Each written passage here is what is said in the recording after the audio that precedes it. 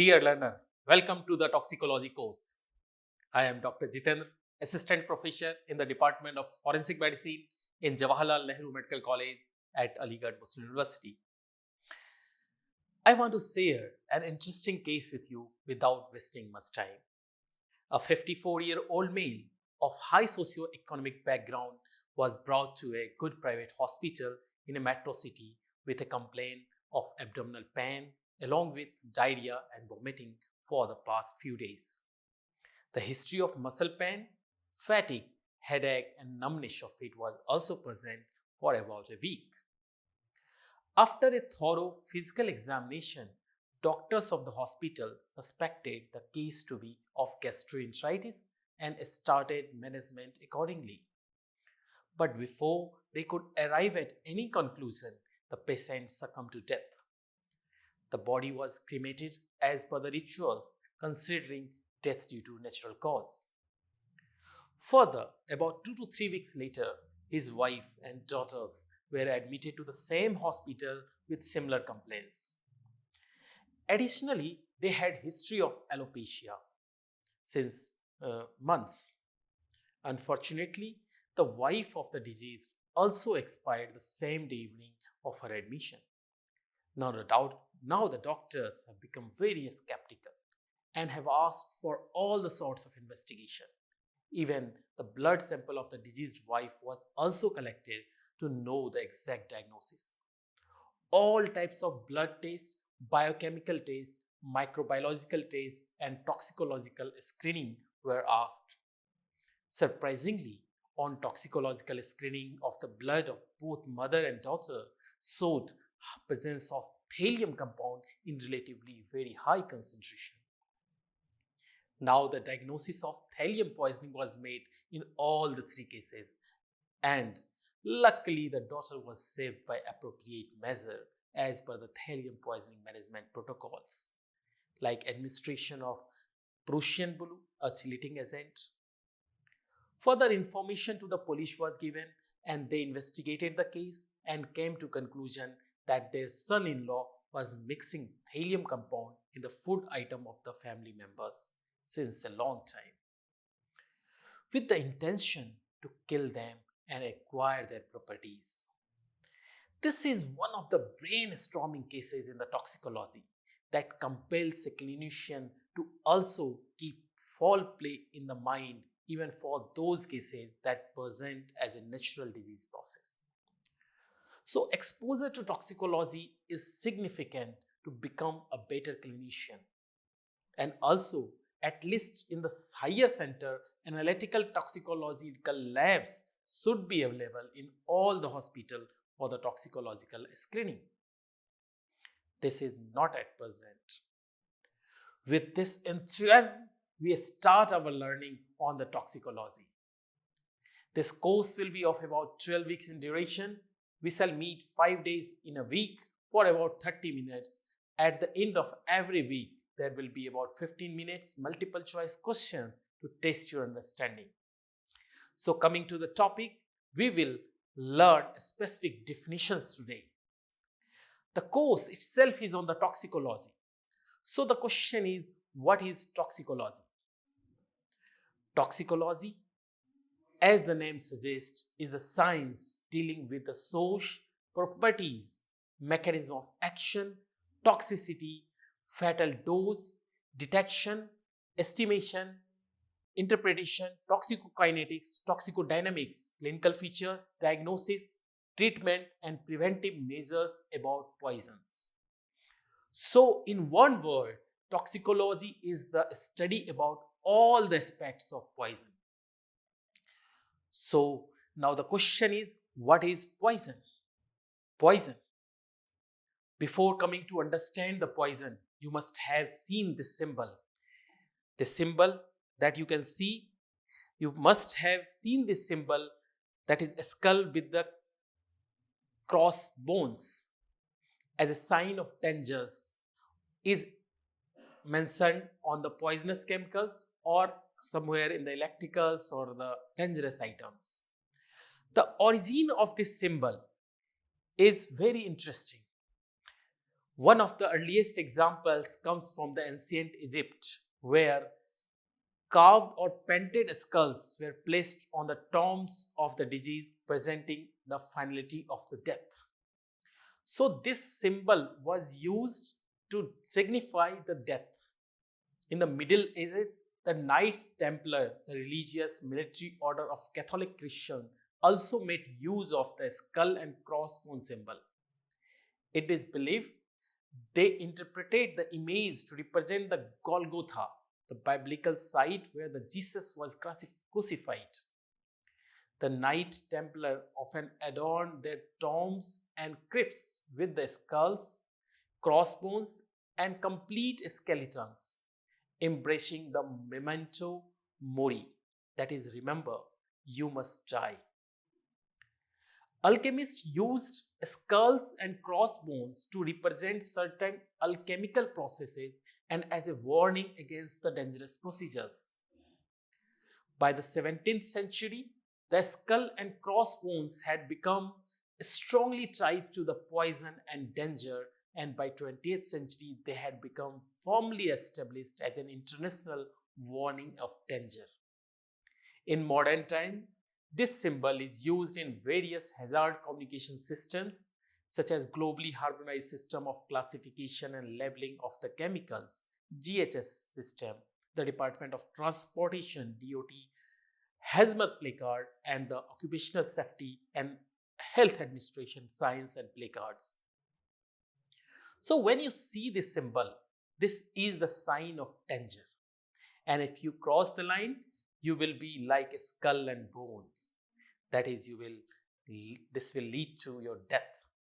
So stay alert and take precautions when you see such symbols. So now coming back to the topic, what is poison? One of the most famous essays of Paracelsus, a renowned Swiss physician, is that all the substances are poison. The right dose differentiates a poison or a remedy. This became the fundamental principle of classical toxicology. That is, the dose makes the poison. If a substance is given with the intention to save life, it is medicine. But if it is given with the intention to cause bodily harm, it is poison. This was said by the Paracelsus. Here in India, we follow two types of definitions of the poison. One is the medical definition, that is a substance which when introduced in a living organism in a small quantity produces ill health or disease in a very short interval on a biochemical basis. So a substance to be called a poison shall act in a small quantity. It shall act in a small quantity, should have a small duration, and with a defined biochemical basis. If it is not there, then even common salt is also fatal if the more than 500 grams are ingested. Tobacco can cause death by producing disease when used for over a long period of time. Similarly, bubble of air can cause the blockage of the vein when introduced in the vein and can cause death by embolism. But still, air bubble doesn't have any biochemical basis. It is just obstructing the vascular supply. So common salt, tobacco, and air bubble can be fatal and poisonous, but these are not poison as per the medical definition. Another definition that is followed is the legal definition. Legal definition says that where the administration of any substance with the intention of causing injury or death and which causes injury or death as a result is legally sufficient for avoiding punishment, whether the substance is medically called a poison or not. So in that definition, thorn on a needle is also a mechanical poison. Lead bullets fired from a gun can cause mechanical injury and damage to the body. Mostly, they don't cause any poisonous effect of the lead on the body, but still, they may be called the mechanical poison and they are punishable as per the law. Firearm injury are learned separately under the injury section of the forensic medicine. So we will not be discussing much about the firearm injuries. So as per the legal definition, intention is most important. I will suggest you to read an interesting Pakur murder case of 1933. Pakur, to understand this legal definition in a better way. Pakur is basically a small district in Kolkata, neighboring Jharkhand. This case is of Amrendra, who was a young son of one of the big landlords in the Pakur district. On the afternoon of 26 November 1933, Amrendra was going with his family to a family estate in a Pakur by the train. A diminutive man brushed past Amrendra in a crowded railway station in the eastern Indian city of Kolkata. Amrendra felt a jab of pain in his right arm as the short-heighted man dressed in khaki disappeared into the crowd at the Havraj station. He shouted, "Oh, someone has pricked me!" Accompanying relatives implored Amrendra to stay back and visit the doctor. But his half-brother, Bionendra, who was 10 years older, had arrived at the station uninvited, made the incidents lighter and persuaded him not to delay going to Pakur. 3 days later, Amrendra returned from the Kolkata after contracting a fever. The doctor, Nalini Ranjan, examined and saw something like the mark of hypodermic needle where he had felt the prick. She got culture done from the site of the prick. Over the next few days, the patient developed a high-grade fever, swelling in his armpits, and early signs of lung disease. On the night of 3rd December, he sank into a coma and he died early morning of the next day. Doctors certified that Amrendra had died of pneumonia, but lab reports that arrived after his death pointed to the presence of Yersinia pestis in his blood. Yersinia pestis is a lethal bacteria that causes plague. The sensational killing of successor of wealthy landlord family gripped people in British India and beyond. Some described it as one of the first cases of individual bioterrorism in the modern world history. Investigations by the Kolkata police unveiled a tangled web of conspiracy and a stubbornly audacious plot involving the stealing of deadly bacteria from a hospital in Mumbai. At the heart of the crime was sibling rivalry over the family spoils. The Bionendra, half-brother of deceased, conspired with the help of one of his doctor friends, Taranath, to acquire the rich property of Pakur Raj estate. The police arrested both Bionendra and Taranath about 3 months after the murder in February 1934. Investigators tracked down Bionendra's travel papers, his hotel bills in Mumbai, his handwritten entries in hotel register, his messages to the labs received from the shop where he purchased the rats, and cracked all the story of how Taranath, a lab assistant pretending to be a doctor, stole the Yersinia pestis samples from the Hapkin Institute in Mumbai. Hapkin Institute was the only institute in India where the live plague bacilli were available. The trial court found Bionendra and Taranath Bhattacharya, as a conspirator to kill Amrendra with a hired assassin and sentenced both of them to the death.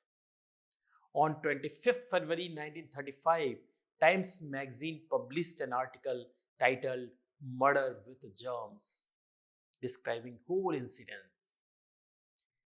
Here, a naturally occurring bacteria was used as a poison. So here, bacteria Yersinia pestis infection is a poison by the legal definition. So there must be intention. If anything that is used with an outside agent is used with intention to harm an individual, that can be called a poison as per the legal definition. So now coming with certain more important definitions. One is the toxinology. Toxinology refers to the toxins produced by the living organisms that are dangerous to humans, like poisonous plants, venoms of snakes, spiders, bees, bacterial and fungal toxins. Venom is a special category of poison that must be injected by one living organism into the another to produce the harmful effects. For example, snakes. So snakes must be better described as venomous rather than the poisonous. Some fishes can be poisonous. When we eat those fishes, they are ingested, then they become the poisonous. But when they bite or they inject some venom or poison in the body, they will call venomous. So snakes are the venomous. Fishes can be the poisonous as well as venomous, depending upon the incidence. Similarly, toxins are poisons produced by the living cells or organisms, like botulinum toxin. Toxicants are poisons other than those produced by the living cells. Toxicosis is the any disease condition that is produced by the poisoning. Xenobiotics are the drugs and the chemical compounds that are foreign to the body, like antibiotics, metal, whatever that is foreign to the human body is when introduced into the body, they act as a xenobiotics. Now coming to the different branches of toxicology. Analytical toxicology, dealing with the detection, identification and measurement of foreign compounds, including poisons in biochemical or other specimen. The analytical techniques and machines used for analysis of poison, we will discuss them in detail in further classes. So analytical, as the name suggests, is about the analysis of the poison. So with the help how to detect, what is the quantity, what will be the measurement, what is exact identification, these all will be dealt under the analytical toxicology. Aquatic toxicology is the study of effects of chemicals on the aquatic organisms. Chemical toxicology is the study of structure of poisons and their mechanism of action. So, chemistry of toxicology, what the chemistry, what is the mechanism of action, what is the structure of the poison, that is dealt under the chemical toxicology. Clinical toxicology is the study of the clinical signs and symptoms produced in the humans by the poisons, their diagnosis and the treatment. So basically clinical toxicology is the clinical application of toxicology, that is the diagnosis, examination of the patient, their diagnosis, their treatment and the preventive measures. These all are covered under the clinical toxicology. Environmental toxicology is the study of the toxic effect of the pollutants in the environment, which include everything that is surrounding a living organism, particularly air, soil, water. Whatever surrounding the living organism, they form the environment, and the toxic effects of the pollutants in the environment is dealt under the environmental toxicology. So we will learn in detail in subsequent classes what are air pollutants, soil pollutants and water intoxicants that are harmful to humans. Forensic entomotoxicology is the application of study of drugs in insects feeding on the human corpses for the law and administration of justice. That is basically the identification of the toxic substances in the insect feeding on the dead bodies, so we can predict the cause of that individual deaths by finding the what toxins have been found in that insect. Such things are dealt under the forensic entomotoxicology. Ento means insect, entamo. Forensic toxicology is the toxicology application of the knowledge of the toxicology for the law and administration of justice is the forensic toxicology. Nanotoxicology is the study of toxicology of particles less than 100 nanometers in size. That is one of the developing field in the toxicology in recent times. Nanoparticles have a larger surface area to the volume ratio that causes more absorption and greater chemical reaction with the body. The use of nanoparticles in electronics, optics, and various other fields have recently increased tremendously. In coming days, they may be responsible for increased incidence of mesothelioma, granuloma, and various other pathologies in humans due to their toxicity. So all the aspects of nanoparticle will be dealt under the nanotoxicology. Occupational toxicology is the study the effect of chemicals that workers encounter in their occupational environment. For example, chronic lead poisoning is seen among the plumbers and printers, and the phosphorus poisoning is seen among the workers working in matchbox and cracker factories. We will also discuss various aspects of occupational toxicology in coming classes. For the physician point of view, clinical toxicology and forensic toxicology is the most relevant. We will be discussing this area in quite detail in coming classes. Another interdisciplinary domain of toxicology is toxicogenomics.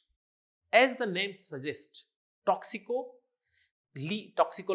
plus genomics, study of genes. It studies genes and protein activity in response to the toxic substances in an organism. The study focuses on the effect of genetic polymorphism on the drug deposition, absorption, distribution, metabolism, and secretion. It has been observed that some persons are more susceptible to a particular drug or poison. The basis of it lies in their genes. So in toxicogenomics, we study genetic variation that may contribute to adverse drug responses. Similarly, for the drug abuse tendency and addiction potential, some particular genes has been seen to be consistent in such individual. So currently, forensic toxicologists are focusing on investigating individual differences in susceptibility to the development of drug dependency and the addiction. So this tendency of drug addiction and the tendency of adverse drug reaction is gene dependent. These all are covered under the toxicogenomics.